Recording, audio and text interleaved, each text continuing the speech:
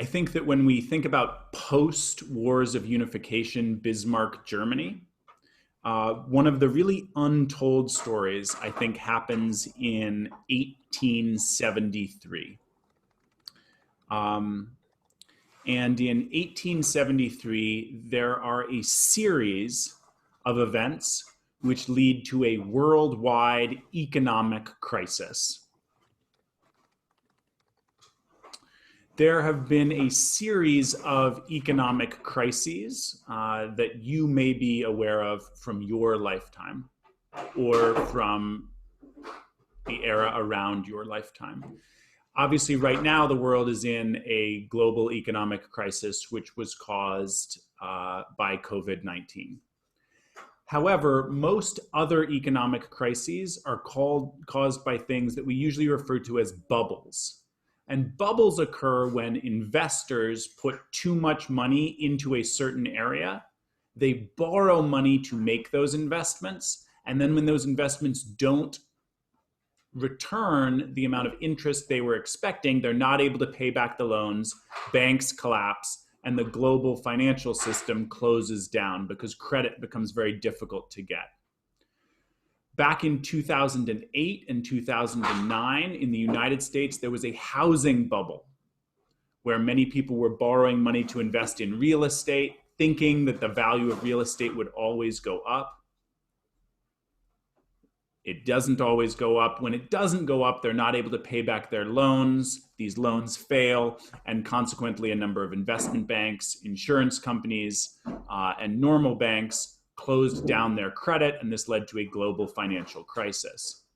Back when I was your age, there was the dot-com bubble, where as the internet was exploding, questionable websites received huge amounts of venture capitalist funding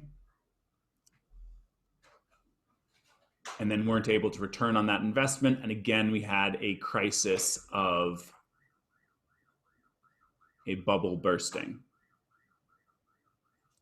Back in 1929 in the United States, there was a similar bubble, which was just general investing in the stock market. And again, we had people borrowing money to buy shares, thinking the shares would go up. Then when the shares don't go up, they're not able to pay back their loans. So this idea of a boom and bust is sort of inherent to the economic system that we have adopted. And what governments try to do is they try to reduce the size of those bubbles so that when they pop, it's not such a disaster. Now, investing in the internet around the year 2000 was not a bad idea. The internet was obviously just taking off, but people were overexcited about it. Buying real estate in 2008 wasn't a bad thing to do. People were just overexcited about it. Well, in the 1860s and 1870s, the hot thing you could invest in were railroads.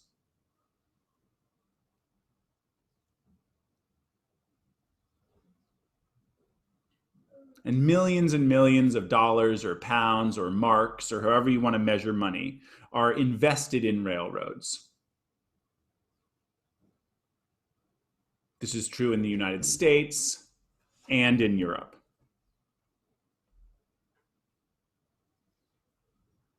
And in 1873, the railroad bubble bursts internationally. And people who have built too many railroads, more railroads than people really want, aren't able to pay back the loans that they've taken out from banks, and so banks begin to fail.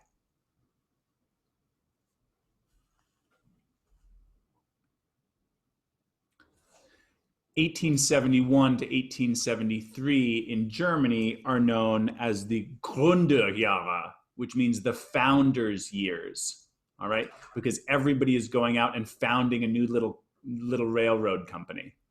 This is a little bit like what I sometimes feel like happened to a bunch of my classmates, where a number of them moved out to California after we graduated from university and went and worked for, they did a tech startup, right? Tech startup, that's the English 2005 version of the Gründerjahre. All right, every cool young German was off founding up a little railroad company.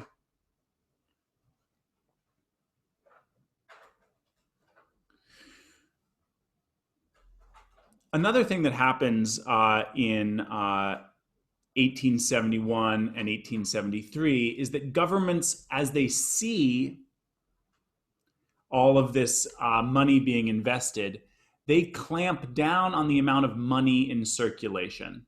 And the way they do this is they say that the only currency that they will use is currency that is backed by gold instead of currency that's backed by silver. And so what that does is that has the impact of dramatically raising interest rates and making it more difficult to borrow money.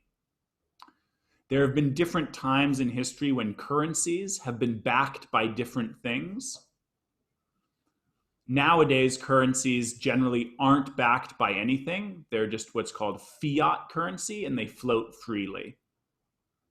But once upon a time, as recently as the 1970s, a currency like the dollar was backed by gold.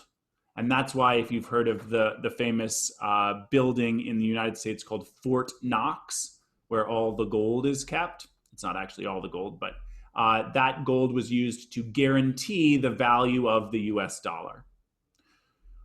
At times, governments have also guaranteed the value of their currency using silver. If you allow silver to guarantee your currency, you're able to print a lot more of your currency. But in 1871, Germany, and in 1873, the United States, both remove currency from circulation, which makes money more valuable and harder to get, which means it's harder to borrow money.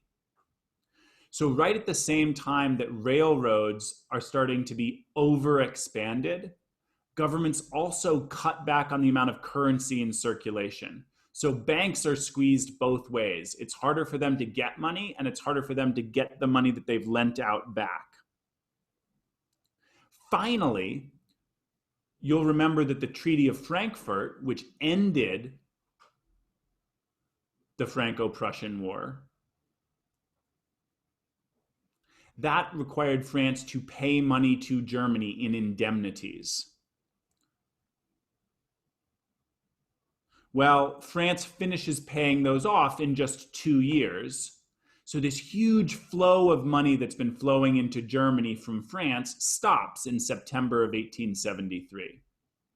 So I'd like you to think of there are these three combined challenges which are braided together to form a rope of catastrophe.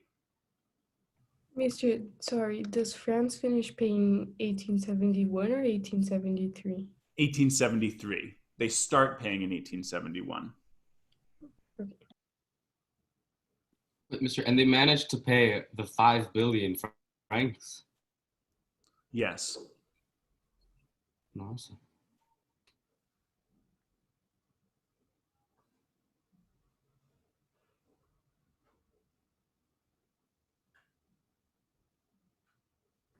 Mr. Altman, so like just to recap, like the three main reasons are like the government said that they would only use currency backed by gold, Exactly. the railroad expansion that was unnecessary, and the Treaty of Frankfurt stopped bringing in money. Exactly. Okay.